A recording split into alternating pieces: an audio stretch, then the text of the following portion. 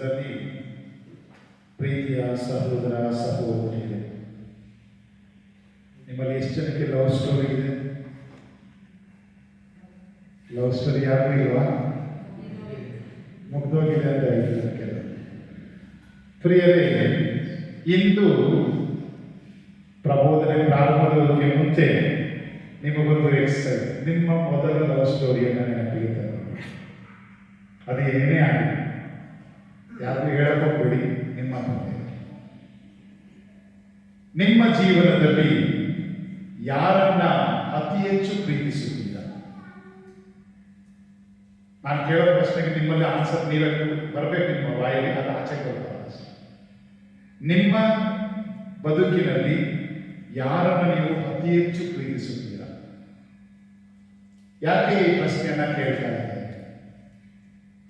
ಒಬ್ಬ ತಂದೆಯನ್ನ ಕೇಳಿದ್ರೆ ಅವನು ಕೊಡುವ ಉತ್ತರ, ನಾನು ನನ್ನ ಹೆಂಡತಿಯನ್ನೇ ಹೆಚ್ಚು ಪ್ರೀತಿಸುತ್ತೇನೆ, ನನ್ನ ಮಗಳನ್ನೇ ಹೆಚ್ಚು ಪ್ರೀತಿಸುತ್ತೇನೆ.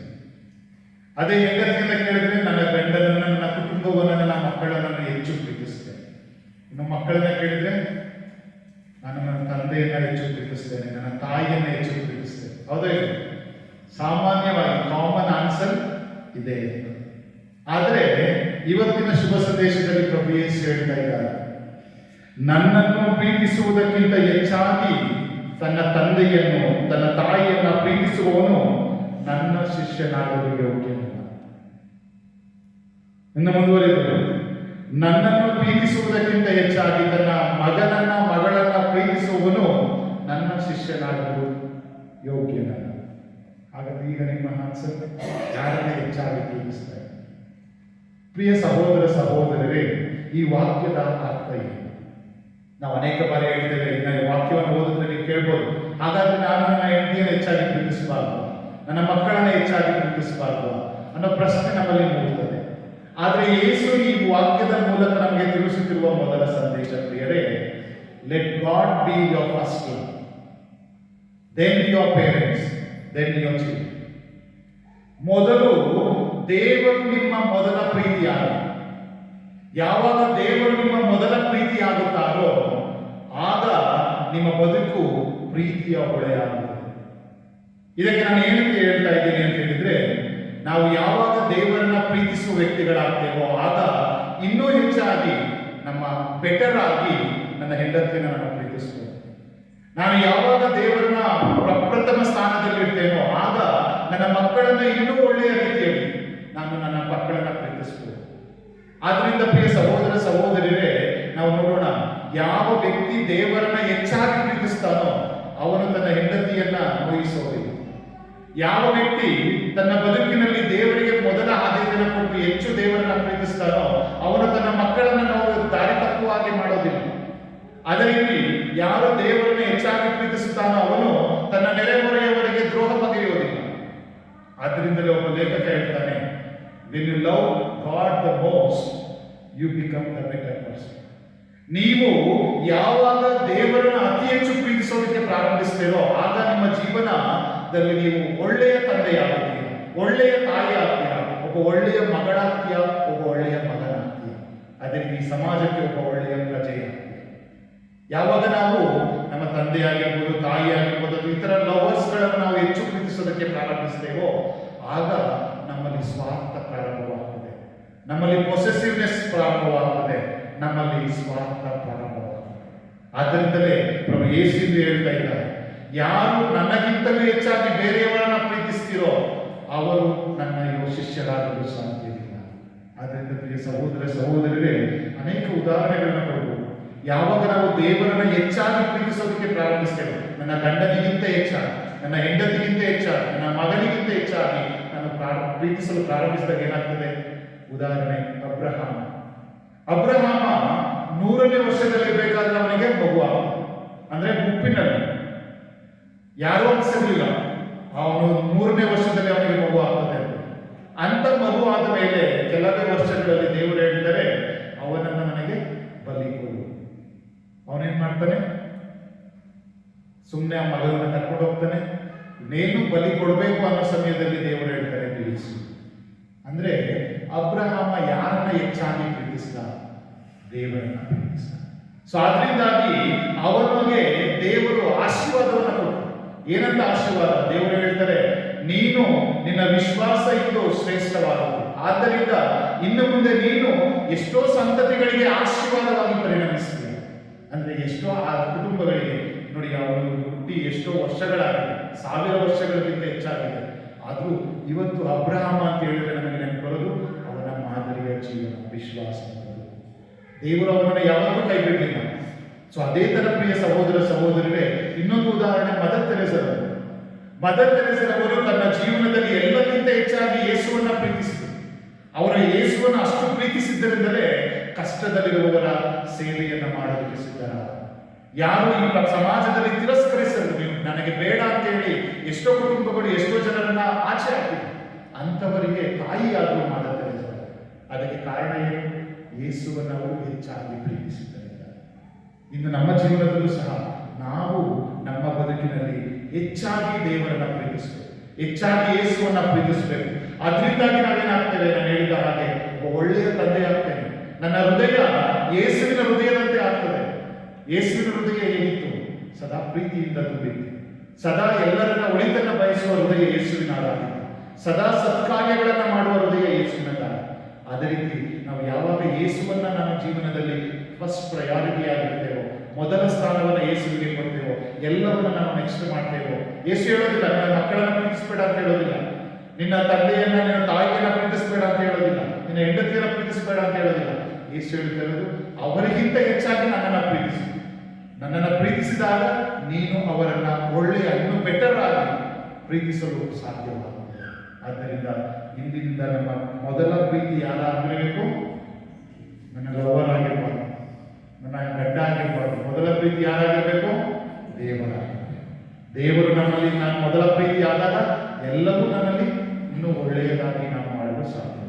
ಇನ್ನು ಎರಡನೇದಾಗಿ ಪ್ರಿಯ ಸಹೋದರ ಸಹೋದರಿಯರೇ, ಇಂದಿನ ಮೊದಲನೇ ವಾಚನ ಕೇಳಿಸಿಕೊಂಡ ಒಂದು ಸ್ಟೋರಿ ತರ ಇದೆ. ಎಲೀಷ ಪ್ರವಾದಿ ಒಮ್ಮೆ ಶೂನೇಮಿಗೆ ಹೋಗ್ತಾನೆ, ಒಂದು ಊರು. ಆ ಊರಿನಲ್ಲಿ ಒಬ್ಬ ಮಹಿಳೆ. ಅವನು ಯಾವಾಗೆಲ್ಲ ಊರಿಗೆ ಬರ್ತಾನೋ ಆಗ ಅವಳು ಹೋಗ್ಬಿಟ್ಟು ಏನಂತ ಕೇಳ್ತಾ ಇರ್ತಾರೆ, ಬನ್ನಿ ನನ್ನ ಮನೆಗೆ ಊಟ ಮಾಡಿ, ನನ್ನ ಮನೆಯಲ್ಲಿ ಬಂದು ತಂಗಿ. ನೀವು ಸಹ ಹೇಳ್ತೀರಲ್ವ, ಗುರುಗಳು ಬಂದ್ರೆ ಅಥವಾ ನಿಮ್ಮ ಆಪ್ತರು ಬಂದ್ರೆ ಏನ್ ಮಾಡ್ತೀರಾ? ಬನ್ನಿ ನನ್ನ ಮನೆಗೆ ಹುಡ್ಕೊಂಡು ಹೋಗಿ ನಮ್ಮ ಆತಿಥ್ಯವನ್ನ ಸ್ವೀಕರಿಸಿ. ಅಂದ್ರೆ ಆಕೆ ಜೀವನದಿಂದ 2 ಪಾಠಗಳನ್ನು ನಾವು ಇಂದು ಕಲಿಯೋಣ. ಈ ಮೊದಲನೇ ಪಾಠ ಏನು ಅಂತ ಹೇಳಿದ್ರೆ, ಆಕೆ ಆ ಎಲೀಷನನ್ನ ಪ್ರವಾದಿಯಾಗಿ ಗುರುತಿಸಿದ. ಇದನ್ನು ಶುಭ ಸಂದೇಶದಲ್ಲಿ ಪ್ರಭು ಯೇಸು ಹೇಳ್ತಾ ಇದ್ದಾರೆ, ಪ್ರವಾದಿಯನ್ನು ಸ್ವಾಗತಿಸುವವನು ಪ್ರವಾದಿಗೆ ಸಿಗುವ ಪ್ರತಿಫಲವನ್ನ ಪಡೆಯುತ್ತಾನೆ. ಸತ್ಪುರುಷನೆಂದು ಸ್ವಾಗತಿಸುವವನು ಸತ್ಪುರುಷನಿಗೆ ಸಿಗುವ ಪ್ರತಿಫಲವನ್ನ ಪಡೆಯುತ್ತಾನೆ.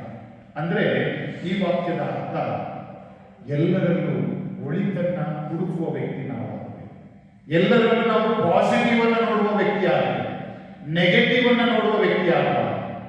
ಯಾಕೆಂತ ಹೇಳಿದ್ರೆ ಪ್ರಿಯ ಸಹೋದರ ಸಹೋದರರೇ, ಎಲೀಷ ಪ್ರವಾದಿ ಆ ಊರಿಗೆ ಬರ್ತಾ ಇದ್ದ, ಹೋಗ್ತಾ ಇದ್ದ. ಎಷ್ಟೋ ಜನರು ಅವನನ್ನ ನೋಡ್ತಾ ಇದ್ದಾರೆ. ಆದ್ರೆ ಆ ಮಹಿಳೆ ಮಾತ್ರ ಅವನ ಬಳಿಗೆ ಬಂದು ನಮ್ಮ ಮನೆಗೆ ಬನ್ನಿ ಅಂತ ಹೇಳ್ತಾರೆ.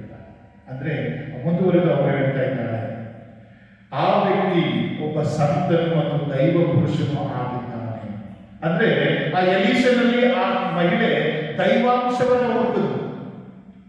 ಆ ಎಲೀಷನಲ್ಲಿದ್ದಂತಹ ದೈವಿಕ ಪ್ರಭೆಯನ್ನ ಆಕೆ ಗುರುತು ಹಚ್ಚಿದ್ರು. ನಾವು ಅನೇಕ ಬಾರಿ ನಮ್ಮ ಜೀವನದಲ್ಲಿ ನಮ್ಮ ಗಂಡನೇ ಆಗಿರ್ಬೋದು, ಹೆಂಡತಿ ಆಗಿರ್ಬೋದು, ನಮ್ಮ ಸಹೋದರ ಸಹೋದರರೇ ಆಗಿರ್ಬೋದು, ಒಬ್ಬ ವ್ಯಕ್ತಿಯನ್ನು ನೋಡಿದ ತಕ್ಷಣ ನಮಗೆ ಫಸ್ಟ್ ನಮ್ಮ ಮೈಂಡಿಗೆ ಬರೋದೇನು? ಮನುಷ್ಯನಿಗೆ ಅವನಲ್ಲಿರುವ ದುರ್ಗುಣ. ಈಗ ಒಬ್ಬ ನೋಡ್ತಾ ಇದ್ದೀನಿ ಅಂತ ಹೇಳಿದ್ರೆ, ಬಿಡಪ್ಪ ಅವನ ನಮಗೆ ಗೊತ್ತಿಲ್ವಾ, ಅವನಲ್ಲಿ ಅವನೆಂಥವನು. ಆದರೆ ಇಂದು ಪ್ರಭು ಯೇಸು ದೇವರ ವಾಕ್ಯ ಈ ಮಹಿಳೆಯ ಜೀವನದಿಂದ ನಮಗೊಂದು ಕಲಿಸುವ ಪಾಠ, ಯಾವಾಗಲೂ ಒಳ್ಳೆತನ್ನ ನೋಡಿ. ಒಬ್ಬ ವ್ಯಕ್ತಿ ಇದ್ದಾನೆ ಅಂತ ಹೇಳಿದ್ರೆ ಅವನು 100% ಪ್ಯೂರ್ ಅಲ್ಲ, 100% ಒಳ್ಳೆಯವನಲ್ಲ. ಅವನಲ್ಲಿ 80% ಒಳ್ಳೆತನ ಇರ್ಬೋದು, 10% ಅಥವಾ 20% ಕೆಟ್ಟತನ ಇರ್ಬೋದು, ಅಥವಾ 80% ಕೆಟ್ಟತನ ಇರ್ಬೋದು, 20% ಅವನಲ್ಲಿ ಒಳ್ಳೆಯತನ ಇರ್ಬೋದು. ಆದ್ರಿಂದ ನಾವು ಯಾವ ವ್ಯಕ್ತಿಗಳಾಗಬೇಕು? ಯೇಸುವಿನ ನಿಜವಾದ ಶಿಷ್ಯರಾಗಬೇಕಂದ್ರೆ ಅವರಲ್ಲಿರುವ ಒಳ್ಳೆಯತನವನ್ನು ಹುಡುಕುವ ವ್ಯಕ್ತಿಗಳಾಗಬೇಕು. ಆ ಒಳ್ಳೆಯತನವನ್ನು ಹುಡುಕುವುದರಿಂದ ಏನಾಗ್ತದೆ? ನಾವು ನೋಡುವ ದೃಷ್ಟಿಕೋನ ಬದಲಾಗ್ತದೆ. ಈಗ ಒಬ್ಬ ವ್ಯಕ್ತಿ 99% ಒಳ್ಳೆಯದಾಗಿರ್ತಾನೆ, ಆದ್ರೆ ಒಂದೇ ಒಂದು ದುರ್ಗುಣ ಇರ್ತದೆ, ಕುಡಿತಾ ಅಂತ. ನಾವೇನ್ ಮಾಡ್ತೀವಿ, ಅವನ ಯಾವಾಗ ಏನ್ ಮಾಡ್ತೀವಿ, ಅವನೊಬ್ಬ ಕುಡ್ಕ ಕುಡ್ಕ ಕುಡ್ಕ, ಆದ್ರೆ ಅವನಲ್ಲಿ 99% ಒಳ್ಳೆಯತನವನ್ನ ನಾವು ಮಾತು ಬಿಡ್ತೇವೆ. ನಾವು ನೋಡುವ ದೃಷ್ಟಿಕೋನ ಏನಾಗ್ತದೆ, ಅವನೊಬ್ಬ ಬ್ಯಾಡ್ ಪರ್ಸನ್, ಒಳ್ಳೆಯವನಲ್ಲ, ಕೆಟ್ಟ ವ್ಯಕ್ತಿ ಅಂತ ಹೇಳಿ. ಆದ್ರಿಂದ ಪ್ರಿಯ ಸಹೋದರ ಸಹೋದರಿಯನ್ನು ಒಳ್ಳೆಯ ಕ್ರೈಸ್ತನಾಗಬೇಕು, ಒಳ್ಳೆಯ ಯೇಸುವಿನ ಶಿಷ್ಯನಾಗಬೇಕು ಅಂದ್ರೆ ಮೊದಲನೇದಾಗಿ ಏನ್ ಮಾಡ್ಬೇಕು, ಯೇಸುವನ್ನ ಹೆಚ್ಚಾಗಿ ಪ್ರೇಮಿಸಬೇಕು. ಎರಡನೇದು ಏನ್ ಮಾಡ್ಬೇಕು, ನಾನು ಬೇರೆಯವರಲ್ಲಿ ಸದಾ ಏನನ್ನ ಹುಡುಕ್ಬೇಕು, ಕೆಟ್ಟದನ್ನ ಹುಡುಕ್ಬೇಕಾ, ಒಳಿತನ್ನ ಹುಡುಕುವ ವ್ಯಕ್ತಿ ಆಗಬೇಕು. ಯಾವಾಗ ನಾನು ಒಳಿತನ್ನ ಹುಡುಕ್ತಾ ಇರ್ತೇನೋ ಆಗೇನ್ ಮಾಡ್ತದೆ, ನಾನು ನೋಡುವವರೆಲ್ಲರೂ ಒಳ್ಳೆಯವರು ಅಂತ ನನ್ನ ಭಾವನೆ ಉಂಟಾಗ್ತದೆ. ನಾನು ನೋಡ್ತಾ ಇರೋದು ಎಲ್ಲರೂ ಒಳ್ಳೆಯವರು ಅಂತ ಇದ್ದಾಗ ಆಟೋಮೆಟಿಕಲಿ ನಾನೇನಾಗ್ತೇನೆ, ಒಳ್ಳೆಯನ್ನು ನೋಡುವ ವ್ಯಕ್ತಿ ಆಗ್ತೇನೆ. ಅದು ಎರಡನೇ ವಿಷಯ. ಇನ್ನು ಮೂರನೇದಾಗಿ ಪ್ರಿಯ ಸಹೋದರ ಸಹೋದರರೇ, ಆ ಮಹಿಳೆ ಮುಂದುವರೆದು ಹೇಳ್ತಾ ಇದ್ದಾಳೆ, ಆ ವ್ಯಕ್ತಿ ಯಾವಾಗಲೂ ಇಲ್ಲಿಗೆ ಬರ್ತಾ ಇರ್ತಾನೆ. ಸೊ ಆದ್ರಿಂದ ಅವನಿಗಾಗಿ ನಮ್ಮ ಮನೆಯ ಮೇಳಿಗೆಯ ಮೇಲೆ ಒಂದು ಸಣ್ಣ ಕೊಠಡಿಯನ್ನ ಕಟ್ಟೋಣ, ಒಂದು ಮಂಚವನ್ನ ಹಾಕೋಣ, ಮೇಜನ್ನ ಇಡೋಣ, ಕುರ್ಚಿಯನ್ನ ಇಡೋಣ, ಒಂದು ದೀಪವನ್ನ ಇಡೋಣ. ಅಂದ್ರೆ ಅತಿಥಿ ಸತ್ಕಾರ. ಈಗ ನಿಮ್ಮ ಮನೆಗೆ ಯಾರಾದ್ರೂ ಬಂದರು ಅಂದ್ರೆ ನೀವು ಯಾವ ರೀತಿ ಅವರನ್ನ ಸತ್ಕರಿಸ್ತಾ ಇದ್ದೀರಾ, ಅದು ಮ್ಯಾಟರ್. ಏನಕ್ಕೆ ಪ್ರಭು ಯೇಸು ಇಂದಿನ ಶುಭ ಸಂದೇಶದಲ್ಲಿ ಇನ್ನೊಂದು ವಾಕ್ಯ ಹೇಳ್ತಾ ಇದ್ದಾರೆ, ನನ್ನ ಶಿಷ್ಯನೆಂದು ಕಡೆಗಣಿಸಿ ನೀವು ಕುಡಿಯಲು ಒಂದು ಲೋಟ ತಣ್ಣೀರನ್ನು ಕೊಟ್ಟರೂ ಸಹ ಅದಕ್ಕೆ ತಕ್ಕ ಪ್ರತಿಫಲವನ್ನು ನೀವು ಪಡೆದೇ ಸಿಗುತ್ತೀರ. ನೀವು ಅವನೊಬ್ಬ ಮನುಷ್ಯ, ಅವನೊಬ್ಬ ವ್ಯಕ್ತಿ ಅಂತ ಅನ್ಕೊಂಡು ಅವನಿಗೆ ಒಂದು ತಣ್ಣೀರು ಕೊಡೋದಕ್ಕೆ, ಏನಕ್ಕೆ ತಣ್ಣೀರನ್ನ ಏನಕ್ಕೆ ಯೇಸು ಉದಾಹರಣೆಯಾಗಿ ಕೊಡ್ತಾ ಇದ್ದಾರೆ ಅಂದ್ರೆ ಅದನ್ನು ಕಷ್ಟ ಆಗೋದಿಲ್ಲ. ಅಲ್ಲಿದೆ ನೀರು, ಅದನ್ನು ತಗೊಂಡು ಬರ್ತೀನಿ, ಅದಕ್ಕೆ ಬಿಸಿನೀರು ಅಂತ ಹೇಳಿದ್ರೆ ಅದನ್ನು ಹೋಗಿ ಸ್ಟವ್ ಮೇಲೆ ಇಟ್ಟು ಕಾಯಿಸಿ ಅದಕ್ಕೆ ಟೈಮ್ ಹಿಡಿಯುತ್ತಲ್ವಾ. ಅದ್ರ ತಣ್ಣೀರಾದ್ರೇನು, ಸುಮ್ಮನೆ ನಿಮ್ಮಲ್ಲಿ ಏನೋ ತಗೊಂಡೋಗಿ ಕೊಡ್ತೀರ, ಅಷ್ಟಕ್ಕೆ ಅದಕ್ಕೆ ತಕ್ಕ ಪ್ರತಿಫಲವನ್ನು ನೀವು ಪಡೆಯುತ್ತೀರ. ಅಂದ್ರೆ ನಮ್ಮ ಜೀವನದಲ್ಲೂ ಸಹ ಪ್ರಿಯ ಸಹೋದರ ಸಹೋದರರೇ, ನಾವು ನಮ್ಮ ಬದುಕಿನಲ್ಲಿ ನಮ್ಮ ಸ್ನೇಹಿತರಿಗೆ ಆಗಿರ್ಬೋದು, ಅಕ್ಕಪಕ್ಕದವರಿಗೆ ಆಗಿರ್ಬೋದು, ಯಾರಿಗೇ ಆಗಿರ್ಬೋದು, ಒಂದು ಪ್ರೀತಿಯಿಂದ ನೀವು ಏನೇ ಕೊಡಿ, ಅದು ಚಿಕ್ಕ ವಸ್ತು ಆಗಿರಲಿ ದೊಡ್ಡ ವಸ್ತು ಆಗಿರಲಿ, ಅದಕ್ಕೆ ತಕ್ಕ ಪ್ರತಿಫಲವನ್ನು ನೀವು ಪಡೆಯುತ್ತೀರಿ. ಅದಕ್ಕೆ ಉದಾಹರಣೆ ಮಹಿಳೆಯ ಒಂದು ಜೀವನ, ಆಕೆ ಒಬ್ಬ ಪಂಚೆ, ಮಕ್ಕಳಿರಲಿಲ್ಲ ಅವನಿಗೆ. ಆದ್ರಿಂದ ಎಲೀಷ ಪ್ರವಾದಿ ಅವನಿಗೆ ಹೇಳ್ತಾ ಇದ್ದಾನೆ, ಕೊನೆಯ ಇಂದಿನ ವಾಕ್ಯದಲ್ಲಿ ಅವಳು ಇಷ್ಟೆಲ್ಲ ಸತ್ಕಾರವನ್ನ ಮಾಡಿದ್ರು, ಪ್ರವಾದಿಗೆ ಕೊಡಬೇಕಾದ ಗೌರವವನ್ನು ಕೊಟ್ಟು, ಅದರಿಂದಾಗಿ ಪ್ರಿಯರೇ ಎಲೀಷ ಪ್ರವಾದಿ ಹೇಳ್ತಾ ಇದ್ದಾನೆ, ನೀನು ಬರುವ ವರ್ಷ ಇದೇ ಕಾಲದಲ್ಲಿ ಒಬ್ಬ ಮಗನನ್ನ ಅಪ್ಪಿಕೊಂಡಿರುವೆ. ಒಬ್ಬ ವಯಸ್ಸಾಗಿತ್ತು ಅವಳಿಗೆ, ಆ ವಯಸ್ಸಾದವಳಿಗೆ ಎಲೀಷ ಪ್ರವಾದಿ ಹೇಳ್ತಾ ಇದ್ದಾನೆ, ನಿನಗೊಂದು ಮಗ ಇರ್ತಾನೆ, ನೆಕ್ಸ್ಟ್ ಇಯರ್ ನಾನು ಮತ್ತೆ ಬರ್ತಾನೆ. ಅಂದ್ರೆ ಆಕೆ ಮಾಡಿದ ಒಂದು ತ್ಯಾಗಕ್ಕೆ, ಆಕೆ ಮಾಡಿದ ಒಂದು ಸತ್ಕಾರ್ಯಕ್ಕೆ ದೇವರು ಕೊಟ್ಟ ಕೊಡುಗೆ ಇದ್ದಾನೆ.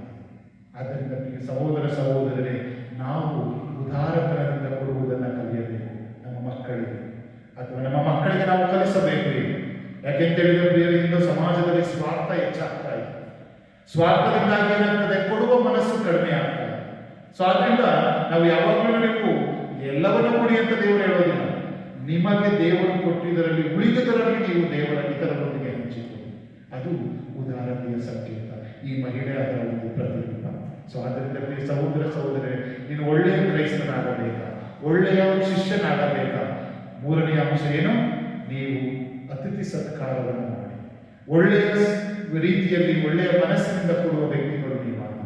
ಅದು ದೇವಾಲಯಕ್ಕೆ ಆಗಿರ್ಬೋದು, ನಿಮ್ಮ ನೆರೆಹೊರೆಯವರಿಗೆ ಆಗಿರ್ಬೋದು. ಸೊ ಅದರಿಂದ ದೇವರು ಹೇಳ್ತಾ ಇದ್ದಾರೆ, ಅದಕ್ಕೆ ತಕ್ಕ ಪ್ರತಿಫಲ ನಮಗೆ ಸಿಗುತ್ತದೆ. ಇನ್ನು ಕೊನೆಯದಾಗಿ ಪ್ರಿಯ ಸಹೋದರ ಸಹೋದರರೇ, ಪ್ರಭು ಯೇಸು ಹೇಳುವಂಥದ್ದು, ತನ್ನ ಶಿಲುಬೆಯನ್ನು ತಾನೇ ಹೊತ್ತುಕೊಂಡು ನನ್ನನ್ನು ಹಿಂಬಾಲಿಸುವವನು ಮಾತ್ರ ನನ್ನ ಶಿಷ್ಯನಾಗಲು ಸಾಧ್ಯ. ಈ ಸಮಾಜದಲ್ಲಿ ಕಷ್ಟ ನೋವು ಇಲ್ಲದ ಯಾವ ವ್ಯಕ್ತಿಯೂ ಇಲ್ಲ. ನಾವು ನೋಡ್ಬೋದು, ಒಂದು ದೊಡ್ಡ ಬಂಗಲೆಯನ್ನು ನೋಡಿ ಹೇಳ್ಬೋದು, ಅವರಿಗೆ ಏನಪ್ಪ ಕಷ್ಟ, ನಮ್ಮ ಮನೆಯಲ್ಲಿರುವಂಥ ಕಷ್ಟ ಅವರಿಗಿಲ್ಲ. ಹೌದು, ಹಣದ ವಿಷಯದಲ್ಲಿ ಅವರಿಗೆ ಕಷ್ಟ ಇಲ್ಲದೆ ಇರ್ತದೆ, ಆದರೆ ಕುಟುಂಬದ ವಿಷಯದಲ್ಲಿ ಅನೇಕ ಬಾರಿ ನೋವುಗಳಿರ್ತವೆ, ಸಮಸ್ಯೆಗಳಿರ್ತವೆ. ಇನ್ನು ಬಡವನಾದ ನಾನು ಹೇಳ್ಬೋದು, ಏನು ಪ್ರಾರ್ಥನೆ ಮಾಡೋದಪ್ಪ, ನಾನು ಎಷ್ಟು ಬಲಿಪೂಜೆಗಳಿಗೆ ಹೋದರೂ ಸಹ ನನ್ನಲ್ಲಿರುವ ಕಷ್ಟ ತೀರ್ತಾ ಇಲ್ಲ. ಆದ್ದರಿಂದ ಯೇಸು ಹೇಳ್ತಾ ಇದ್ದಾರೆ, ಆ ಕಷ್ಟಗಳೆಂಬ ಶಿಲುಬೆಗಳನ್ನು ಹೊತ್ತುಕೊಂಡು ನನ್ನನ್ನು ಹಿಂಬಾಲಿಸಿ. ಪ್ರಭು ಯೇಸು ಯಾವತ್ತೂ ಸಹ ತನ್ನ ಶಿಷ್ಯರಿಗೆ ಹೇಳಿಲ್ಲ, ನೀವು ನನ್ನನ್ನು ಹಿಂಬಾಲಿಸಿದರೆ ನಿಮಗೆ ಯಾವ ಕಷ್ಟ ಬರೋದಿಲ್ಲ, ಯಾವ ಕಷ್ಟಗಳು ನೋವುಗಳು ಬರದಂತೆ ನಾನು ನಿಮ್ಮನ್ನು ಕಾಪಾಡ್ತೀನಿ ಅಂತ ಹೇಳಿಲ್ಲ. ಪ್ರಧಾನಿ ಯೇಸು ಏನು ಹೇಳ್ತಾರೆ? ನಾನು ನಿಮ್ಮೊಂದಿಗಿದ್ದೇನೆ, ಭಯಪಡಬೇಡಿ. ಕಷ್ಟಗಳು ಬರ್ತವೆ, ನೋವುಗಳು ಬರ್ತವೆ. ಡೈರೆಕ್ಟ್ ಆಗಿ ಒಂದ್ಸರಿ ಆ ಶಿಷ್ಯರಿಗೆ ಹೇಳ್ತಾ ಇದ್ದಾರೆ, ನೀವು ನನ್ನವರಾಗಿರುವುದರಿಂದ ಈ ಜಗತ್ತು ನಿಮ್ಮನ್ನ ದ್ವೇಷಿಸ್ತದೆ, ನಿಮ್ಮನ್ನ ಕಲ್ಲೆಸೆದು ಕೊಲ್ಲಲು ಪ್ರಯತ್ನಿಸ್ತಾರೆ. ಈ ರಾಜರುಗಳ ಮುಂದೆ, ಕೋರ್ಟ್ನ ಮುಂದೆ ನಿಮ್ಮನ್ನ ಎಳೆದೊಯ್ಯಲಾಗ್ತದೆ.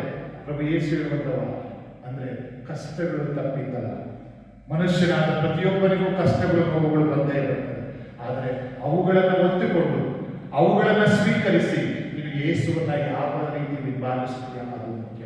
ಆದ್ದರಿಂದ ಪ್ರಿಯ ಸಹೋದರ ಸಹೋದರಿಯರೇ, ಇದು ಸದಾ ನಮ್ಮಲ್ಲಿ ಯಾವಾಗಲೂ ಒಂದು ಪ್ರಾರ್ಥನೆ ಇರಲಿ. ಪ್ರಭು ಯೇಸುವೇ, ನಿಮ್ಮ ಚಿತ್ತವಾದರೆ ಇದು ನನ್ನಲ್ಲಿ ನೆರವೇರಲಿ. ನಿಮ್ಮ ಚಿತ್ತವಾದರೆ ಈ ಕಷ್ಟವನ್ನು ನಾನು ಅನುಭವಿಸುವುದು, ನಿನ್ನ ಚಿತ್ತವಾದರೆ ಈ ಸಮಸ್ಯೆ ನನ್ನ ಕುಟುಂಬಕ್ಕೆ ಕಾಡುವುದು, ನಿನ್ನ ಚಿತ್ತವಾದರೆ ಇದು ನಿನ್ನ ಚಿತ್ತದಂತೆ ನೆರವೇರಲಿ. ಆದರೆ ಅದನ್ನು ಸಹಿಸುವ ಶಕ್ತಿಯನ್ನು ಕೊಡು, ಅದನ್ನು ಎದುರಿಸುವ ಶಕ್ತಿಯನ್ನು ನನಗೆ ಕೊಡು. ಇದಾಗಿದೆ ನಮ್ಮ ಪ್ರಾರ್ಥನೆ ಪ್ರತಿದಿನ. ಆಗ ಪ್ರಿಯ ಸಹೋದರ ಸಹೋದರಿಯರೇ, ಪ್ರಭು ಯೇಸು ಹೇಳುವ ಹಾಗೆ ನಾನು ಒಬ್ಬ ಒಳ್ಳೆಯ ಯೋಗ್ಯ ಶಿಷ್ಯನಾಗುತ್ತೇನೆ, ಒಬ್ಬ ಒಳ್ಳೆಯ ಕ್ರೈಸ್ತನಾಗುತ್ತೇನೆ. ಆದ್ದರಿಂದ ಇದು 4 ಸಂದೇಶಗಳು. ನನ್ನ ಜೀವನದಲ್ಲಿ ಮೊದಲ ಪ್ರೀತಿ ಯಾರಿಗೆ? ದೇವರಿಗಾಗಲಿ. ಎರಡನೆಯದಾಗಿ, ನನ್ನ ಬದುಕಿನಲ್ಲಿ ಸದಾ ನಾನು ಇತರರಲ್ಲಿ ಒಳಿತನ್ನು ಹುಡುಕುವ ವ್ಯಕ್ತಿಯಾಗುವುದು, ಸದಾ ಪಾಸಿಟಿವ್ ಅನ್ನು ಹುಡುಕುವ ವ್ಯಕ್ತಿಯಾಗುವುದು. ಮೂರನೆಯದು, ನಾನು ಸದಾ ಉದಾರತೆಯಿಂದ, ನಿಸ್ವಾರ್ಥತೆಯಿಂದ, ಯಾವುದೇ ಫಲವನ್ನು ಅಪೇಕ್ಷಿಸದೆ ಅತಿಥಿ ಸತ್ಕಾರವನ್ನು ಉದಾರತೆಯಿಂದ ಇತರರ ಕಷ್ಟಗಳಿಗೆ ಸ್ಪಂದಿಸುವ ವ್ಯಕ್ತಿಯಾಗೋಣ. ಇನ್ನು 4ನೇದಾಗಿ, ನಮ್ಮ ಕಷ್ಟ ನೋವುಗಳನ್ನು ಪ್ರಭುವಿಗೆ ಸಮರ್ಪಿಸಿ ಅದನ್ನು ಹೊತ್ತುಕೊಂಡು ಯೇಸುವನ್ನು ಹಿಂಬಾಲಿಸುವ ಒಬ್ಬ ಒಳ್ಳೆಯ ಶಿಷ್ಯನಾಗಲು ಬೇಕಾದ ಕೃಪೆಗಾಗಿ ಈ ದಿನದಲ್ಲಿ ಪೂಜೆಯಲ್ಲಿ